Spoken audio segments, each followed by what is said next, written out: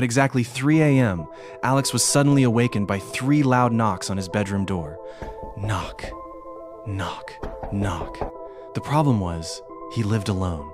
His heart began pounding as he sat up in bed, staring at the closed door. The room was silent except for his heavy breathing. Suddenly, his phone lit up. A message from an unknown number appeared. Don't open the door. Before he could even process what he had read, another message arrived. It's pretending to be human. Alex froze. Who was sending these messages? And who was outside his door? The knocking stopped. The silence became unbearable. Then he heard it, a whisper. Alex. His blood ran cold. It knew his name. Slowly, trying not to make a sound, he walked toward the bedroom door. His hands were shaking as he leaned closer and looked through the keyhole. Nothing. Only complete darkness. Confused, he stepped back. Suddenly, a giant eye appeared in the keyhole. It stared directly at him without blinking. Alex stumbled backward in terror.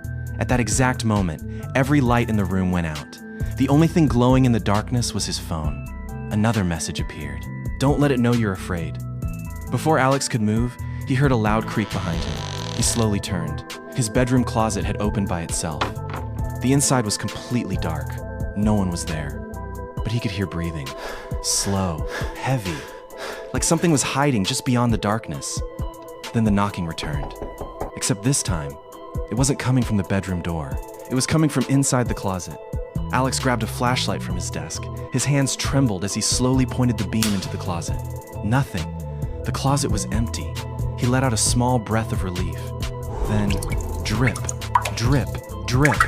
Water began falling from the ceiling. Alex slowly raised the flashlight. Something was hanging upside down above him. A tall, black figure, completely motionless. Watching him, he blinked. The figure was gone. Only wet footprints remained on the floor. They slowly appeared one after another, leading straight toward his bed. His phone vibrated again. A new message appeared. Don't turn around. Alex squeezed his eyes shut. He could hear breathing, very close, right behind him. His body refused to move, but curiosity won. He slowly turned around. Nothing. The room was empty. His heart slowed for just a second. Then he noticed the bedroom mirror. His stomach dropped. In the reflection, someone was standing directly behind him. A tall figure. No face. Only a huge smile. Alex spun around. Nothing. He looked back at the mirror. The smiling figure was closer. Much closer. His phone buzzed again. Mirrors show where it really is. Panicking, Alex threw the flashlight at the mirror. The glass exploded into hundreds of pieces. The smiling figure vanished. Everything became silent. Too silent. For a few long seconds, nothing happened.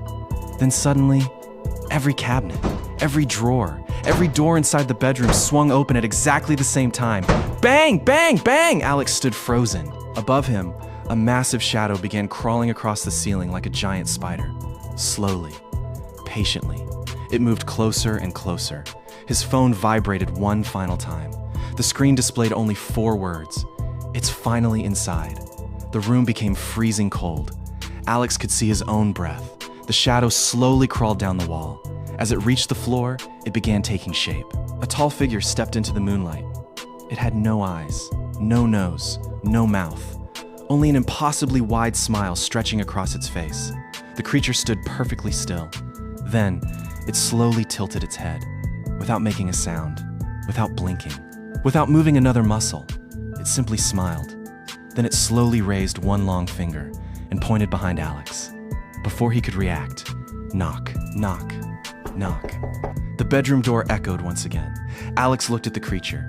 It was still standing in front of him. Then who was knocking?